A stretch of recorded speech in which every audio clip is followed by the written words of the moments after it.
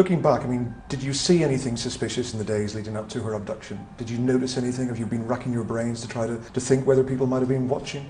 We didn't. If we did, we wouldn't tell you because it may be important information, but we didn't, you know. It was such a relaxing holiday, and in fact, as a family unit, up until that night, and with the friends we were here, certainly for us, it was as good a holiday as we have had with the children, up until that point. You have to keep believing that Madeleine is still going to be found alive and well. Absolutely, we Do you ever, though, allow yourself to drift towards negative thoughts? I think in the early days we did, and I think that's inevitable. I think any parent who's been through this does that, certainly in the first few days. We don't now. We're actually a lot stronger, a lot more hopeful now. And we have to be hopeful. It's what keeps us going and keeps us focused. And what about Sean and Emily? What have you said to them about their big sister? They're really good. I mean, they're at an age really where they're still quite young, and I guess it hasn't had the same impact on them as if they were a little bit older. They do talk about Madeleine, they pick up things and say Madeline's, you know, and that's fine, but they're really good. I think that's, you know, something that many people have said to us, that this is a parent's worst nightmare, and it is. It truly is, and it's as bad as you can possibly imagine. But, you know, if all three of the children had been taken, it could have been even worse than your worst nightmare. And we've got to be strong for them. You know, they're here. They do bring you back to earth, and we cannot, you know, grieve. One, we did grieve, of course we grieve, but ultimately we need to be in control so that we can influence and help in any way possible. Not just Sean and Emily, but the investigation. It was supposed to be the perfect vacation. A warm May evening in Praia da Luz, a quiet seaside village in Portugal, where British tourists blended easily with locals. The sun had just set over the Atlantic, the air calm and the streets peaceful. At apartment 5A of the Ocean Club Resort, the McCann family was winding down another relaxing day.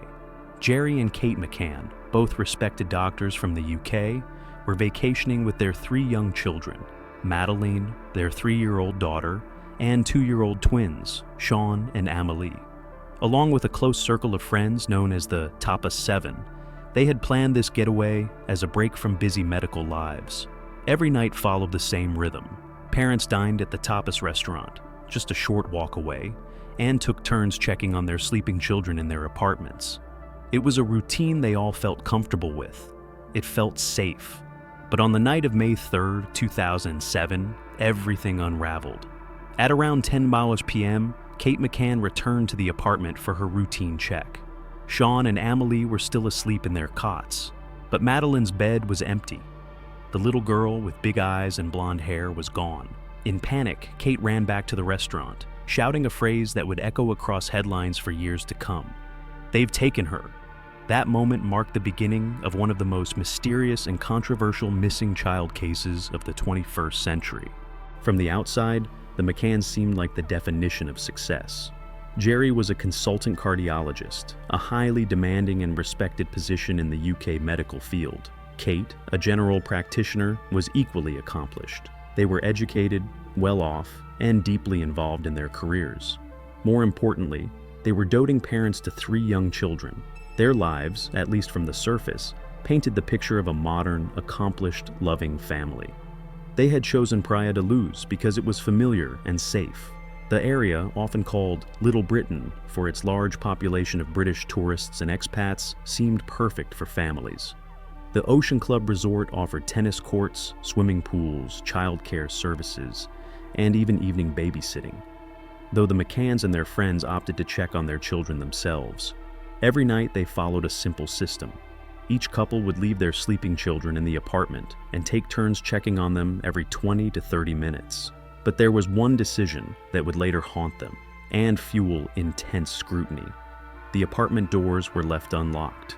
The reasoning was simple: to avoid waking the children while checking in. But for many, it seemed reckless, especially in a foreign country. Why would educated, resourceful parents risk leaving their children alone, unprotected, and unmonitored? When the investigation began, what once was seen as a symbol of parental trust now became a point of public outrage. How could such loving parents make a choice so careless? As the media latched onto every detail, the image of the perfect McCann family began to crack. Public sympathy quickly morphed into suspicion. What were they hiding? The idyllic postcard of a happy family on vacation had been replaced with something darker, a family under a spotlight, surrounded by questions they could not, or would not, answer. Between 8:30 p.m. and 10:00 p.m. on the night of May 3rd lies a span of time now known as the Golden Window. 90 minutes. That was all it took for Madeleine McCann to vanish without a trace. At around 6:40 p.m., David Payne, one of the Tapa 7, saw Madeleine in the McCann apartment. She was playing, waiting for the evening to unfold. This was the last independent sighting of her. After that, only the McCanns and their close circle would see the children again, at least as far as we know. Jerry went to play tennis at 7:00 p.m.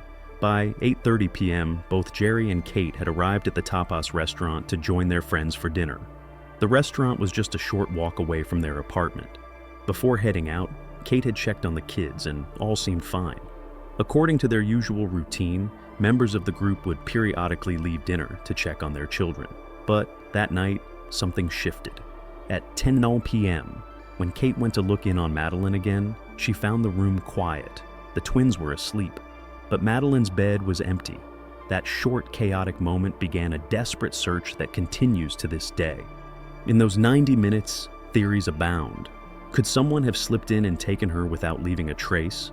Could she have wandered out and been lost? Or, what many have come to question, could something tragic have happened much earlier, and the golden window was only a carefully constructed illusion? Some believe an accidental death occurred earlier in the evening, and that the 90 minutes were used not to search, but to plan, conceal, and rehearse a story. One that began with a scream, "They've taken her." From a logical standpoint, 90 minutes is not much time. Not enough to cover up a death, remove a body, clean a scene, unless it was done quickly with a plan and by people who understood how to avoid detection. People like 2 trained doctors. Could the McCanns, armed with medical knowledge, have acted out of panic? Could they have tried to preserve Madeleine's body temporarily, in a fridge, some suggested, and later moved it discreetly in an ordinary item like a tennis bag? Far-fetched, perhaps. But within that 90-minute window, anything seems possible. And that's precisely what makes it so haunting. In the days following Madeleine's disappearance, investigators began to focus not only on timelines and testimonies, but also on things that were no longer there. 3 items in particular stood out, each one small, ordinary, even mundane. But together, they formed a chilling triangle: the missing fridge, Jerry's tennis bag, and Madeleine herself. Let's start with the fridge. According to reports, the refrigerator in the McCann's holiday apartment was removed by Jerry. No clear explanation was ever given. And in any other case, no one would question the disappearance of a kitchen appliance. But under these circumstances, it sparked whispers. Why remove the fridge? Why now? Medical professionals understand decomposition. They know how quickly the human body changes after death. A fridge could delay that, preserve the body, buy time. And if panic took hold, as some theories suggest, it could have been an instinctual move. Preserve first, think later. Then came the tennis bag. Jerry McCann was seen carrying a large tennis bag to and from the courts. It was never seen again after Madeleine vanished. The bag was large enough to fit a small child. He returned from his game, still dressed in tennis clothes, carrying the bag.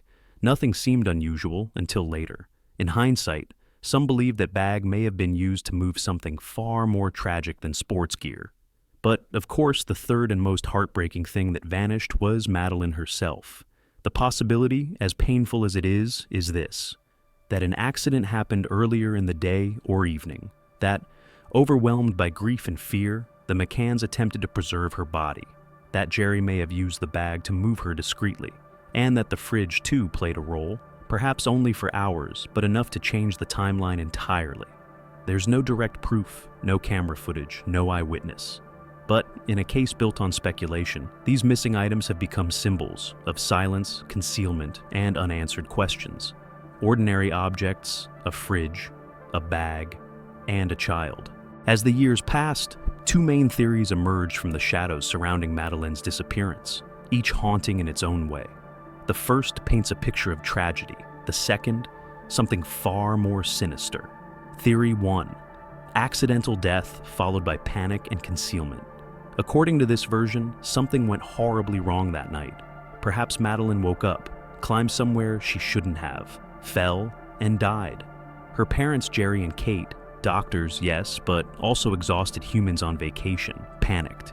They didn't call for help. They didn't call the police. They froze. And in that freeze, they made choices to preserve the body, to hide it, to buy time. The fridge and the tennis bag, in this theory, were not calculated tools of crime, but desperate means to delay the unbearable. Their knowledge of medicine, of decomposition, of what an autopsy might reveal, all of it may have overwhelmed them. What if she had been sedated to keep her asleep and something went wrong? What if a simple accident could cost them their remaining children, their careers, their freedom? So, instead of facing that, they created a narrative. They've taken her. A story meant to protect. But then comes Theory 2. Child exploitation, complicity, and human trafficking. It's the darkest theory and the hardest to believe. It suggests Madeleine wasn't lost to an accident, but to a system. That she may have been drugged, as some allege the McCanns did regularly to ensure the children slept. That someone, maybe even someone they knew, took her that night.